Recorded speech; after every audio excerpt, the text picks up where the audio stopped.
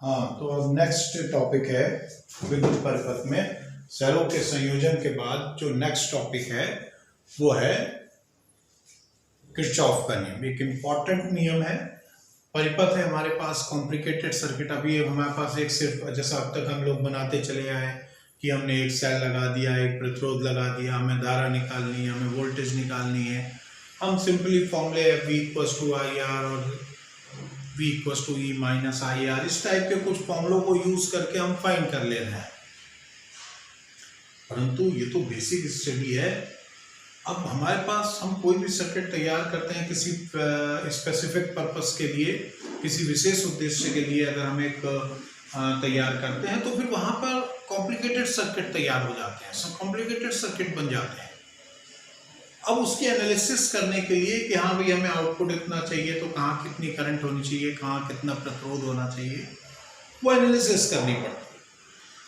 तो उन complicated circuit के डिफरेंट पार्ट्स में करंट वोल्टेज फाइंड करने के लिए ये नियम बना है किरचॉफ का नियम। किरचॉफ साइंटिस्ट का नाम है, उन्होंने इस नियम का प्रतिपादन किया था, उन्हीं के नाम पे इसे रखा गया है किरचॉफ का नियम। अब हम तो इनके दो नियम है ये, क्योंकि करंट वोल्टेज सर्किट से अगर रिलेटेड देखें तो तीन इंपॉर्टेंट फैक्टर्स होते हैं, करंट वोल्टेज और रेजिस्टेंस। हमारे रेजिस्टेंस वाले केसेस में तो उसमें मेन जो है वो करंट और वोल्टेज है, रेजिस्टेंस तो ऑब्जेक्ट की प्रॉपर्टी है। करंट और वोल्टेज के लिए तो इसमें दो नियम इसके हो जाते हैं, एक करंट के लिए और एक वोल्टेज के लिए। तो पहला नियम है वो है लॉ ऑफ करंट्स, धाराओं का नियम, संधि का नियम भी कहते हैं इसे, और इसको शॉर्ट में KCL भी कह देते हैं, किरचॉफ्स करंट लॉ। सही ना? तो ये क्या नियम है? बहुत सिंपल सा नियम है। कोई विद्युत परिपथ है, कॉम्प्लिकेटेड सा परिपथ है, उसमें बहुत से कहीं पे ऐसे जंक्शन बन रहे होंगे कि कुछ तार वहां जोड़ रहे होंगे, तो वो जंक्शन होगा। तो किसी विद्युत परिपथ में प्रत्येक संधि पर मिलने वाली समस्त धाराओं का बीजगणितीय योग, एल्जेब्रिक सम, उनका क्या होता है? 0 होता है। किसी विद्युत परिपथ में किसी संधि पर मिलने वाली समस्त धाराओं का बीजगणितीय योग 0 होता है। यह संधि का नियम है। यह जो नियम बेस्ड है वो आवेश संरक्षण के सिद्धांत पर बेस्ड है। ये जो बेस्ड है वो आवेश संरक्षण के सिद्धांत पर बेस्ड है।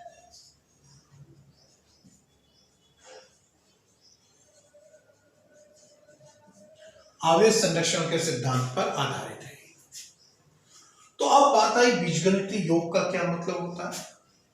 तो बीजगणितीय योग का मतलब होता है चिन्ह सहित जोड़ना।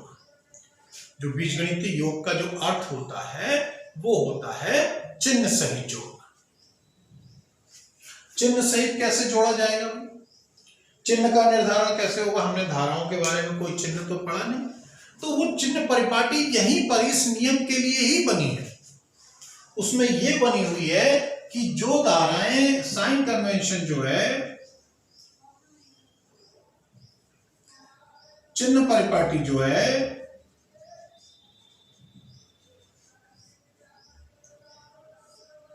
पहला, अगर जो धारा संधि की ओर आ रही है, संधि की ओर धारा, वो धनात्मक ली जाएगी, और जो संधि से दूर जा रही है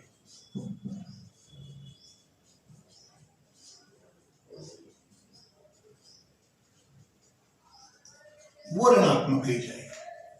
जो धारा संधि की, क्योंकि ये तो निश्चित है कि विद्युत परिपथ में अगर बहुत सारे तार, 4-5 तार एक जगह संधि बना रहे हैं तो कुछ धाराएं आ रही होंगी संधि की और कुछ धाराएं जा रही होंगी।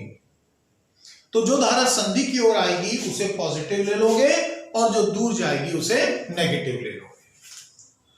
तो इसको अगर हम अप्लाई करते हैं तो यहां पर हमारे पास क्या सामने आता है? जैसे इस तरीके से हमने एक परिपथ बना लिया, हमने मान लिया I1 धारा आ रही है, I2 आ रही है, I3 आ रही है, I4 जा रही है, I5 जा रही है। यहां पे हम किरचॉफ का संधि का नियम लगाएं। तो जो आने वाली धाराएं हैं वो सबका बीजगणितीय योग 0 होगा। बीजगणितीय योग का मतलब होता है चिन्ह सहित जोड़ना। तो जब ये चिन्ह सहित जोड़े जाएंगे तो ये सब पॉजिटिव जो धाराएं आ रही हैं उन्हें हम पॉजिटिव लेंगे, जो धाराएं संधि की ओर आ रही हैं उन्हें हम पॉजिटिव लेंगे। I1 I2 I3 संधि की ओर आ रही है पॉजिटिव लेंगे, और जो धाराएं संधि से दूर जा रही हैं उन्हें हम नेगेटिव लेंगे, और इन सबको जोड़ के 0 कर देंगे। तो यहां से हमारे पास अगर इक्वेशन आ रही है I1 plus I2 plus I3 minus I4 minus I5 equals to 0। Minus वाले टर्म को एक इक्वेशन ये आ गई, माइनस वाले टर्म को हम इधर ले आए तो ये हो गया I4 प्लस I5। अर्थात संधि की ओर आने वाली धाराएं, संधि की ओर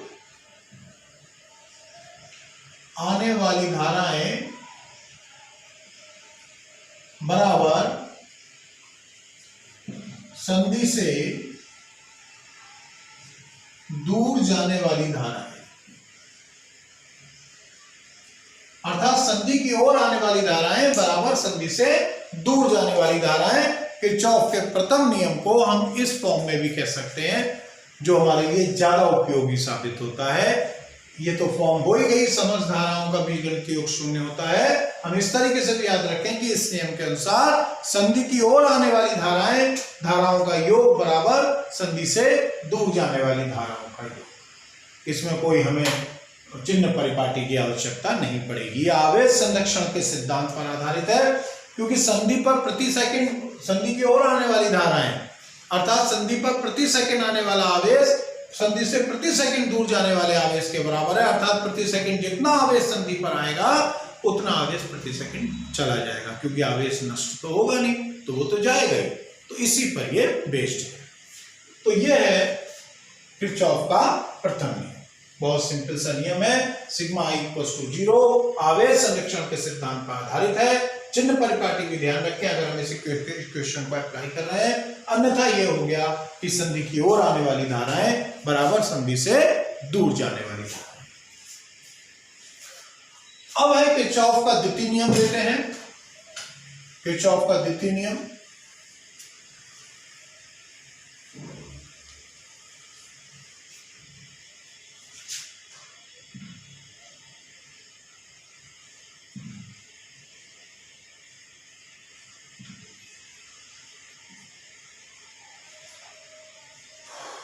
वोल्टेज का नियम कह देते हैं इसे हम,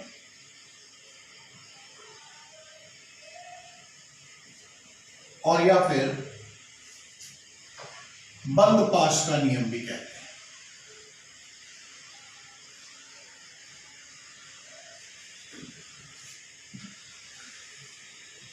second law of voltage,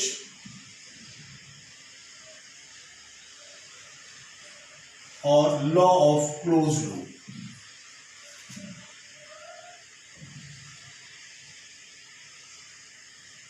KVL कहते हैं, किरचॉफ वोल्टेज लॉ। तो इसमें क्या है, ये वोल्टेज के लिए है। इसकी दो फॉर्म है। पहले हम जो हमारे बुक्स में, हमारे बोर्ड्स में जिस फॉर्म में चल रहा है उसको बताएंगे। बोर्ड्स में क्या है, तो कॉन्सेप्ट होता है, पर वही होता है कि थोड़ा सा बच्चे बुक्स को फॉलो करते हैं तो उन्हें लगता है कि डिफरेंट हो रहा है। तो पहले हम बुक्स में जो है उसको जिक्र करते हैं, फिर हम उस दूसरी फॉर्म को भी इसके बताएंगे। तो किरचॉफ का द्वितीय नियम क्या है कि जैसे कोई विद्युत परिपथ होता है तो उसमें कॉम्प्लिकेटेड सर्किट है, तो उसमें विभिन्न बंद पास बन रहे हैं।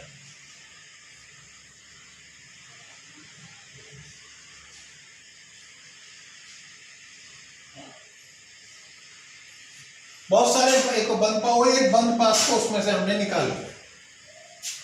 ये नेगेटिव, ये पॉजिटिव, ये नेगेटिव, इसका प्रतिरोध R1 मान लिया, इसका प्रतिरोध R2 मान लिया, इसको हमने R3 मान लिया, इसको हमने R4 मान लिया, इसमें करंट I1 मान ली, इसमें करंट I2 है, इसमें करंट I3 है और इसमें करंट I4 है। ये सब रैंडम बनाई है कि हाँ इस तरीके से धाराएं प्रवाहित हो रही हैं उसमें परिपथ में इन साफ।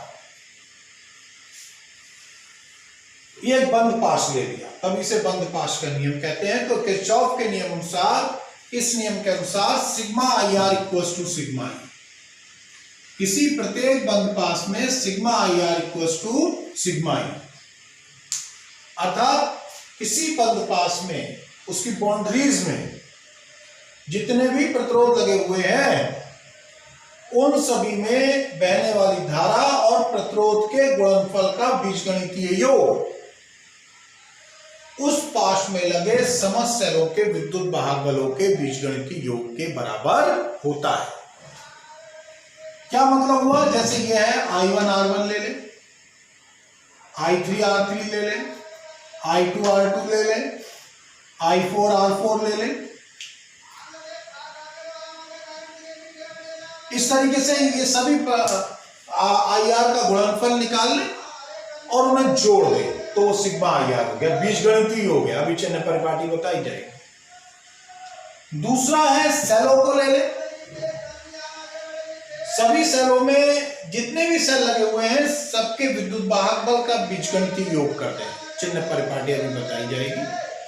तो इन IR का योग, सब प्रतिरोधों के संगत IR का योग और सभी सेलों के विद्युत वाहक जो बाउंड्रीज में लगे हैं, पास में जो लगे, बाहर से मतलब नहीं है, उनका विद्युत वाहक बल का सबका योग बराबर होता है। तो इसी बात को ये कहा गया कि किसी विद्युत परिपथ के प्रत्येक बंद पास में बहने वाली धारा और उसके संगत प्रतिरोधों के गुणनफलों का बीजगणितीय योग उस पास में लगे समस्त सेलों के विद्युत वाहक बलों के बीजगणितीय योग के बराबर होता है। अब इसकी चिन्ह परिपाटी क्या बनी? साइन कन्वेंशन इसका क्या बना? साइन कन्वेंशन इसका है कि पहले घूमने की दिशा निर्धारित करो। एक साइकिल निर्धारित करो कि हम ऐसे ऐसे चलेंगे परिपथ, कोई भी क्लॉकवाइज या एंटी क्लॉकवाइज। चिन्ह परिपाटी बताई जा रही है, ध्यान देना है, बड़ा महत्वपूर्ण तथ्य है। इसे जब हमें अप्लाई करना होता है तो हमें ये चिन्ह परिपाटी की आवश्यकता पड़ती है। तो उसमें पहला यही है कि हाँ भाई पहले उसमें चक्र निर्धारित करो कि हम क्लॉकवाइज चलेंगे या एंटी क्लॉकवाइज चलेंगे, वो तुम्हारे ऊपर निर्भर है, कैसे जो भी इच्छा करे वैसे करे। पहले चक्रण की दिशा निर्धारित करें,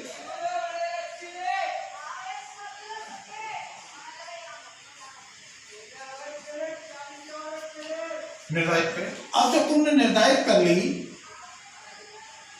तो अगर किसी प्रतिरोध में धारा की दिशा में चलोगे, प्रतिरोध में धारा की दिशा में, तो IR को ले लोगे धनात्मक और धारा के विपरीत दिशा में IR को लोगे ऋणात्मक।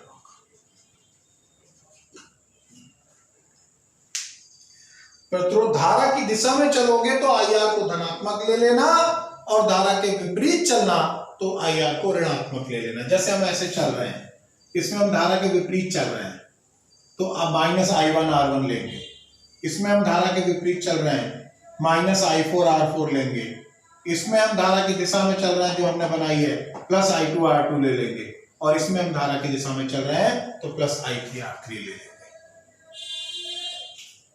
तीसरा जो है विद्युत वाहक बल के लिए, विद्युत वाहक बल में अगर ऋण ध्रुव से धन ध्रुव की ओर जा रहे हो, ऋण ध्रुव से धन ध्रुव की ओर चल रहे हो, जो तुमने चलने की दिशा निर्धारित करी है उसके अनुसार, तो ई जो है विद्युत वाहक बल जो है वो धनात्मक होगा।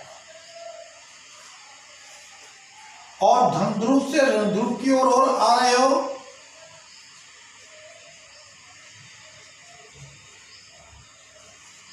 तो ई जो है वो ऋणात्मक होगा। मतलब अगर तुम पॉजिटिव टू नेगेटिव आ रहे हो ऐसे चलते हुए, तो इस वाले विद्युत भागफल को नेगेटिव ले लोगे और उसमें तुम घूम के आओगे नेगेटिव टू पॉजिटिव आओगे, तो इस विद्युत भागफल को पॉजिटिव ले लो। समझ रहे? तो इस तरीके से ये बात है। तो अगर हम इसमें अप्लाई करें तो क्या आएगा? देखो, अगर हम इसमें अप्लाई करें, इस तरीके से चल रहे हैं, तो पहले हमने चलने की दिशा निर्धारित करी ऐसे करके। ध्यान देना है बच्चों को, ध्यान से इसे देखना है, ध्यान से समझना है। हमें पहले IR निकालने हैं सारे, तो इसमें हम IR निकालें पहले। तो हमने चलने की दिशा निर्धारित करी, तो इसमें हम धारा के विपरीत चल रहे हैं। क्वेश्चन ये आएगा कि धारा की दिशा हमें कहां से पता लगेगी? तो परिपथ में हमें या तो धारा दी गई होगी या हमें अपनी तरफ से बनानी होगी कोई एक दिशा बैटरी के अनुसार। बैटरी के धन ध्रुव से धारा बाहर निकालो, ऋण ध्रुव से एंटर कराओ। वो कुछ प्रॉब्लम्स आएंगी तो उसमें बताएंगे।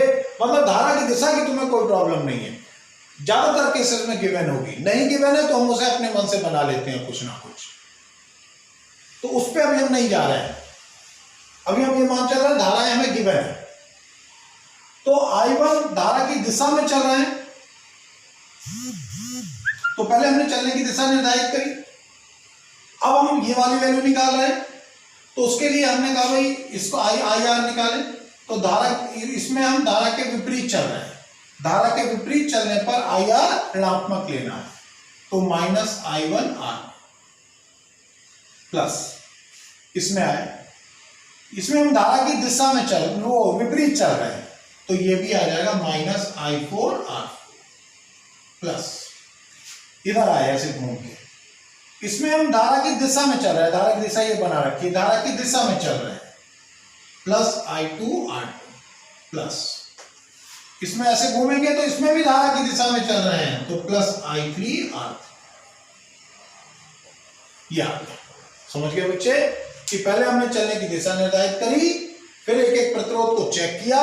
इसमें धारा विपरीत माइनस में लिया, इसमें भी धारा के विपरीत, ये भी माइनस में लिया, इसमें धारा की दिशा में एक प्लस में ले लिया, और इसमें भी धारा की दिशा में ऐसे घूमेंगे तो इन दो में धारा के विपरीत और इन दो में धारा की दिशा में चल रहे हैं। तो ये पॉजिटिव नेगेटिव की। अब सेरों की बात आई। अब हम चलेंगे तो इसमें पॉजिटिव टू नेगेटिव जा रहे हैं, पॉजिटिव टू नेगेटिव। तो पॉजिटिव टू नेगेटिव जा रहे हैं, तो हम इस विद्युत भागफल को नेगेटिव लेंगे।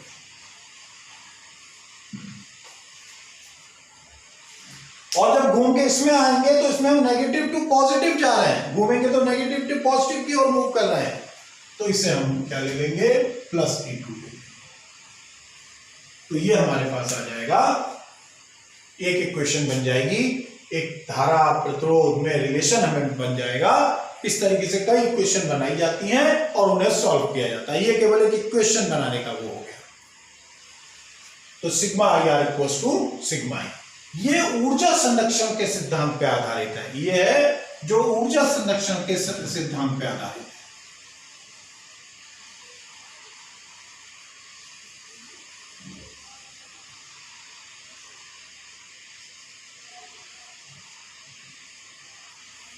ये ऊर्जा संरक्षण के सिद्धांत पर आधारित है, तो इसको ध्यान रखना है बच्चों को। यह है किरचॉफ का द्वितीय नियम। अब इसमें इसके एक सेकंड स्टेटमेंट की बात करें। एक्चुअली वही जो इसका स्टेटमेंट है वो सही है, ये तो उससे शॉर्टकट उसका बना लिया गया है। सेकंड स्टेटमेंट बहुत सिंपल वे में है कि जैसे उसमें कहा था कि किसी संधि पर मिलने वाली समस्त धाराओं का बीजगणितीय योग शून्य होता है, यहां पर कहा जाता है कि किसी संधि को यहां पर कहा जाता है कि प्रत्येक बंधपास के प्रत्येक डिवाइसेस में, किसी भी बंधपास में जितनी भी डिवाइसेस लगी हैं, हो सकता है संधारित्र भी लगा हो, पर फिलहाल यहां पर अभी प्रतिरोध और सेल की बात है। तो प्रतिरोध लगा है, सेल लगा है, सबके सिरों पर विभवांतरों का बीजगणितीय योग शून्य होता है। सबके सिरों पर विभवांतरों का बीजगणितीय योग क्या होता है? शून्य होता है। इस नियम के अनुसार सभी के सिरों पर विभवांतरों का बीजगणितीय योग क्या होता है? शून्य होता है। जितनी भी डिवाइसेस लगी हैं सबके सिरों पर विभवांतर जो भी होंगे उन सबको चिन्ह सहित जोड़ोगे तो वो 0 आएगा। वो सिग्मा आई बराबर 0, ये सिग्मा वी बराबर 0। इसको याद रखना आसान होता है। ये स्टेटमेंट भी अगर हम लिखें तो ये ज्यादा एक्यूरेट है, ये ज्यादा सही स्टेटमेंट है, याद करना आसान है कि फर्स्ट नियम सिग्मा आई बराबर 0, सेकंड नियम सिग्मा वी बराबर 0। अब क्वेश्चन आया भी बीजगणितीय योग का मतलब चिन्ह परिपाटी, तो हम यही चिन्ह परिपाटी यूज करेंगे या कोई और? यहाँ पे ये चिन्ह परिपाटी इससे थोड़ा सा डिफरेंट हो जाएगा क्योंकि स्टेटमेंट में कह रहे हैं सिग्मा वी बराबर 0, राइट हैंड साइड में कुछ नहीं लिखा है, सारा का सारा इधर ही है। तो चिन्ह परिपाटी में थोड़ा सा चेंज आ जाता है कि ये है कि पहले वही चक्रण की दिशा निर्धारित करोगे,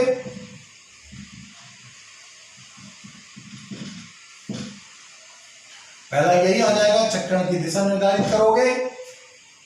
दूसरा इसका अपोजिट हो जाता है। प्रतिरोध में अगर धारा की दिशा में चल रहे हो, प्रतिरोध में धारा की दिशा में चल रहे हो